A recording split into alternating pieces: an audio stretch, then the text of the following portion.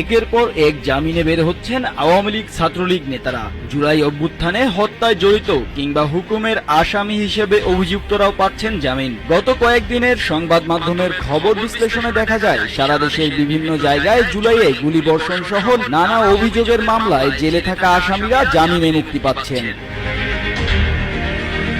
অভিযুক্ত এ সকল আসামির জামিনে সোশ্যাল মিডিয়ায় ক্ষুব্ধ প্রতিক্রিয়া জানাচ্ছে জুলাই অভ্যুত্থানে সংশ্লিষ্ট নানা মহল।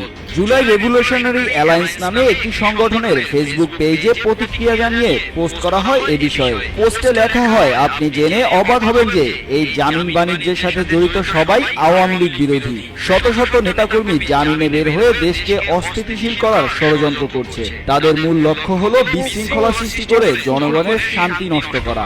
শহীদের রক্তের সাথে এমন বিশ্বাসঘাতকতা আমরা কি মেনে নিতে পারি? দেশের স্বার্থের বিরুদ্ধে কোনো ষড়যন্ত্রই সফল হতে দেওয়া যাবে না।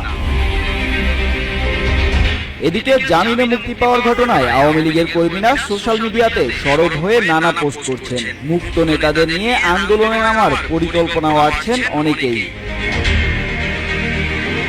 সরাসরি হত্যায় জড়িত অভিযুক্তদের কিভাবে কিংবা কোন ক্ষমতা বলে জামিন মিলছে তাও অজানা। তবে এ বিষয়ে অসন্তোষ জানাচ্ছে নানা মহলে। একদিকে বিচারের দাবি, অন্যদিকে জামিনে মুক্তি। জুলাই অভ্যুত্থানের 7 মাসের ব্যবধানে এমন অবস্থায় হতাশা বিরাজ করছে আন্দোলনে অংশ নেয়া অনেকের মনেই।